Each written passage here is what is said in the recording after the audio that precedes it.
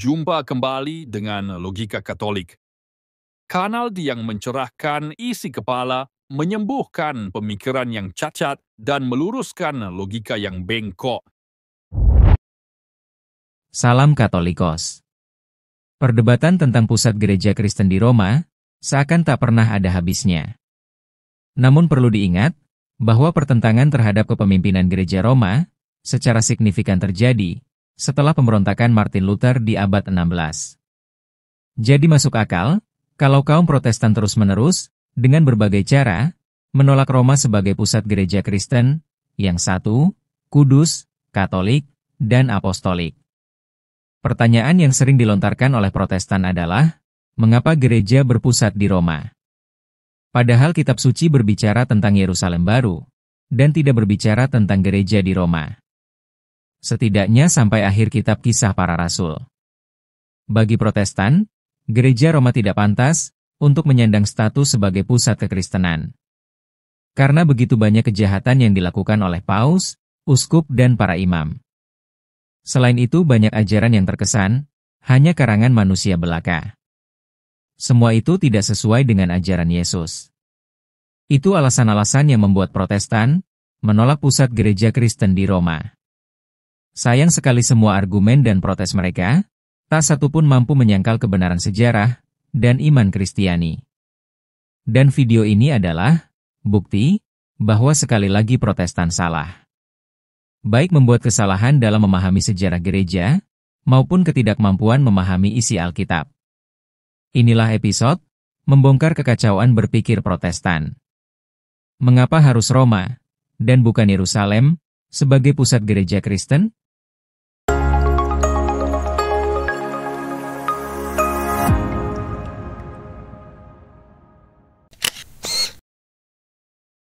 Untuk memahami tentang mengapa harus Roma sebagai pusat gereja Kristen dan bukan Yerusalem, maka kata kuncinya ada pada Rasul Petrus. Namun untuk memperoleh jawaban yang memadai, tentu kita harus melihat dari beberapa aspek. Pertama, situasional. Kekacauan tahun 70 Masehi. Pada tahun 70 Masehi, Yerusalem mengalami kekacauan besar akibat pengepungan dan penghancuran oleh pasukan Romawi di bawah pimpinan Jenderal Titus. Peristiwa ini merupakan puncak dari Perang Yahudi Romawi pertama dan mengakibatkan kehancuran kota, termasuk Bait Suci kedua, serta hilangnya ribuan nyawa. Pasukan Romawi mengepung Yerusalem, memutus akses makanan dan suplai lainnya. Kondisi ini menyebabkan kelaparan dan penderitaan di dalam kota. Dan lagi pula Bait Suci kedua, pusat keagamaan Yahudi, dibakar dan dihancurkan oleh pasukan Romawi. Banyak warga Yahudi terbunuh, diperbudak, atau terpaksa mengungsi akibat pengepungan dan penghancuran kota. Sebenarnya perang Yahudi Romawi ini berawal dari tahun 66 sampai 73 Masehi. Dipimpin oleh Vespasianus, yang kemudian menjadi kaisar. Namun puncaknya di tahun 70 Masehi, ketika putranya Vespasianus, yaitu Titus, mengepung Yerusalem pada tahun 70 Masehi.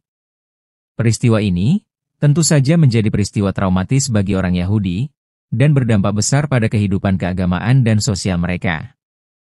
Hal ini menandai akhir dari pemberontakan Yahudi dan perubahan besar dalam struktur sosial dan keagamaan orang Yahudi. Pertanyaannya, apakah semua kekacauan ini hanya kebetulan semata? Jawabannya tidak.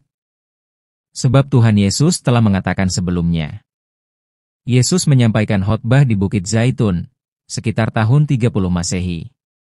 Misalnya di Injil Lukas 21, ayat 20-24. Ketika kamu melihat Yerusalem dikepung oleh tentara-tentara, kamu akan tahu bahwa kehancurannya sudah dekat. Maka biarlah orang-orang yang berada di Yudea melarikan diri ke pegunungan, biarlah orang-orang yang berada di kota keluar, dan biarlah orang-orang yang berada di pedesaan tidak memasuki kota.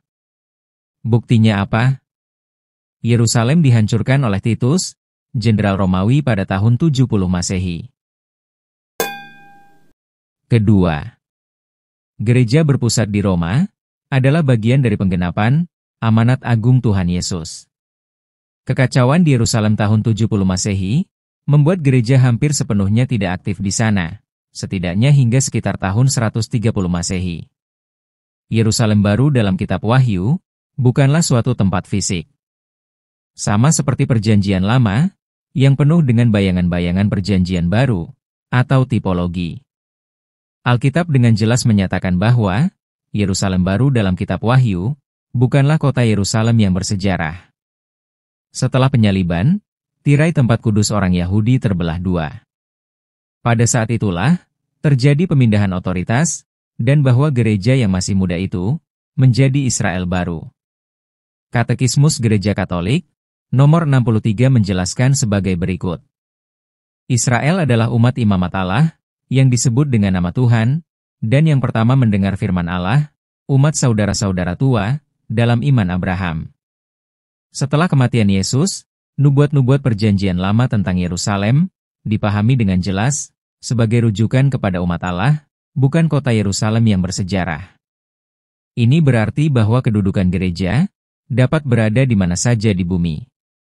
Ini membuka pintu bagi perpindahan ke suatu tempat yang terbaik bagi gereja yang masih muda dan sedang berjuang.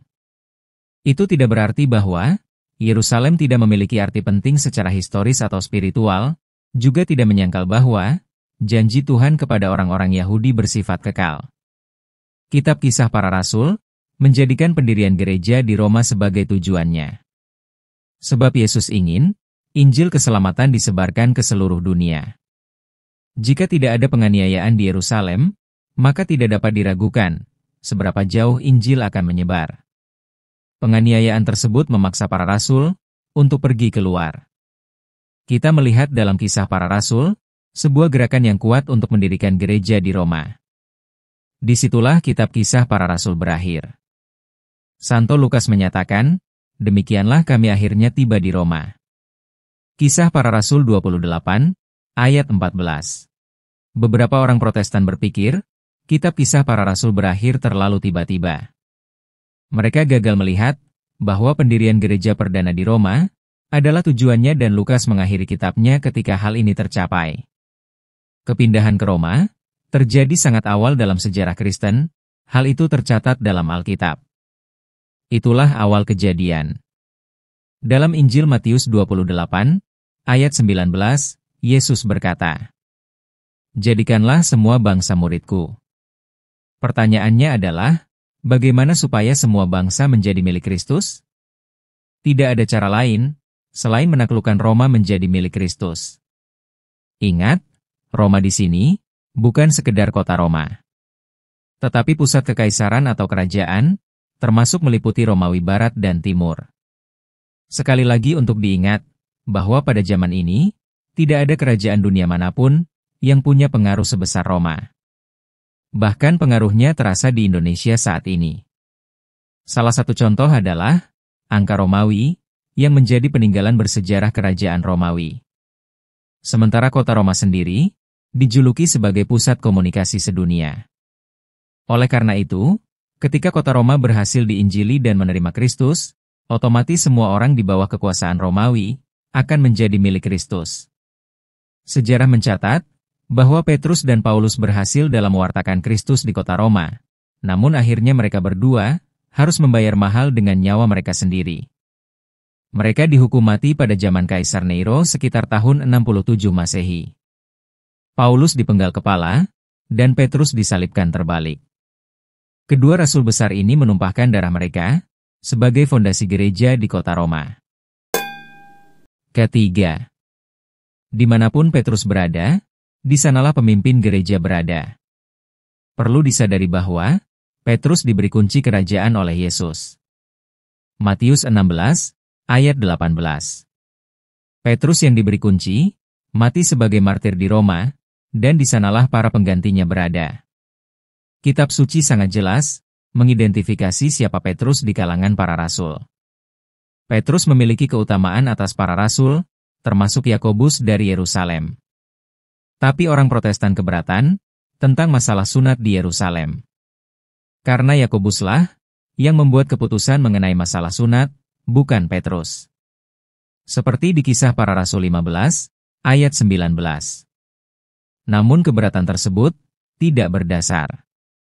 sebab Yakobus adalah uskup Yerusalem.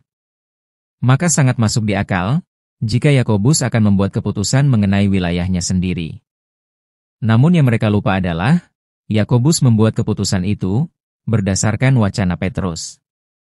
Lihat Kisah Para Rasul 15, ayat 14. Keputusan Yakobus merupakan tanggapan terhadap arahan Petrus. Tidak ada bukti Alkitabiah tentang perebutan kekuasaan antara Yakobus dan Petrus.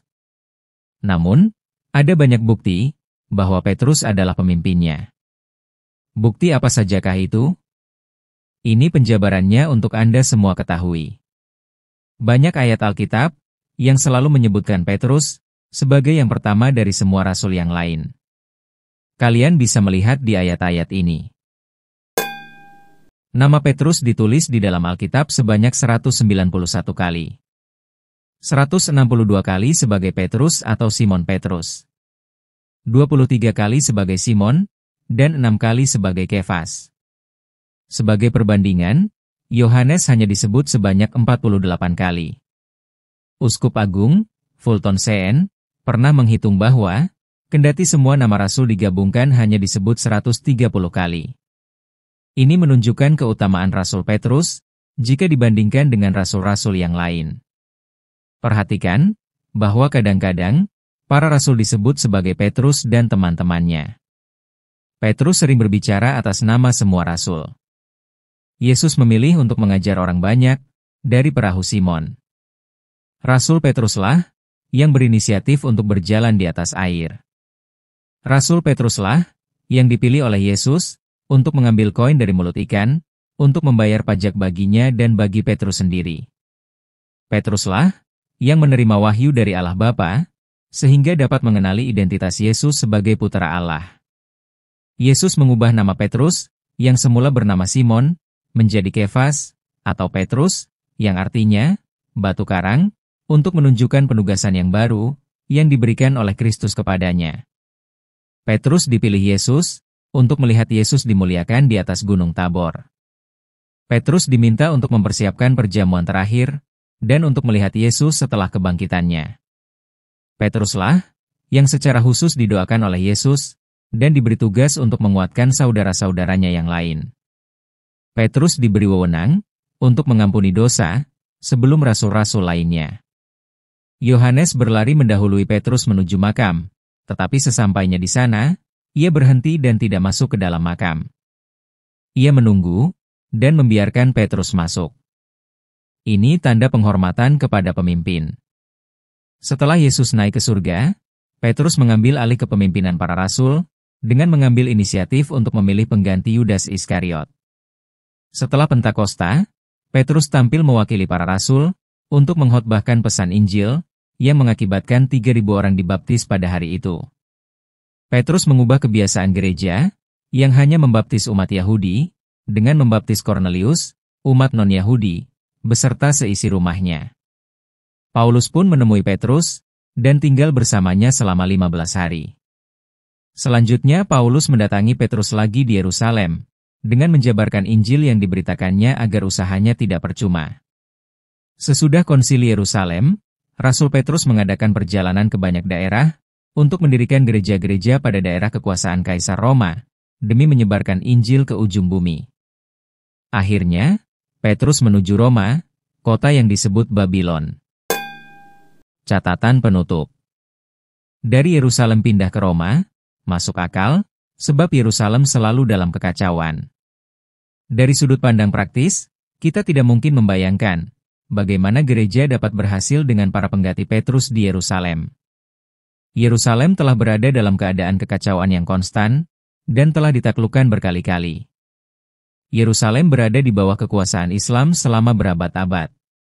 Kita dapat membayangkan bagaimana nasib kedudukan seorang vikaris Kristus, penerus Petrus atau Paus, di bawah kekuasaan Islam. Itu akan menjadi bencana yang mengerikan bagi perkembangan gereja.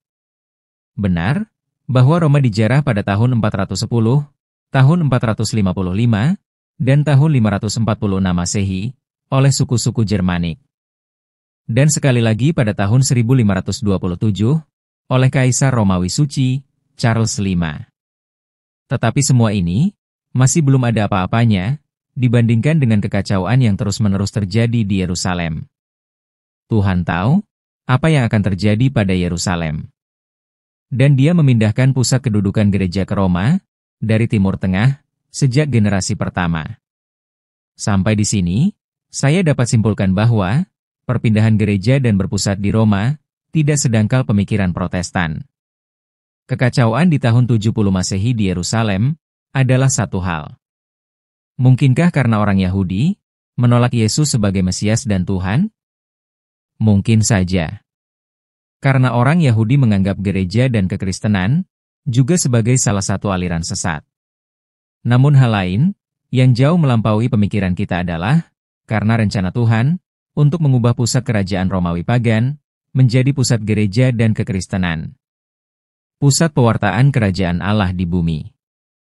Disinilah amanat agung Yesus untuk menjadikan seluruh bangsa muridnya sudah dan sedang tergenapi. Terima kasih sudah menonton. Jangan lupa subscribe, like, komen, dan share video ini. Salam.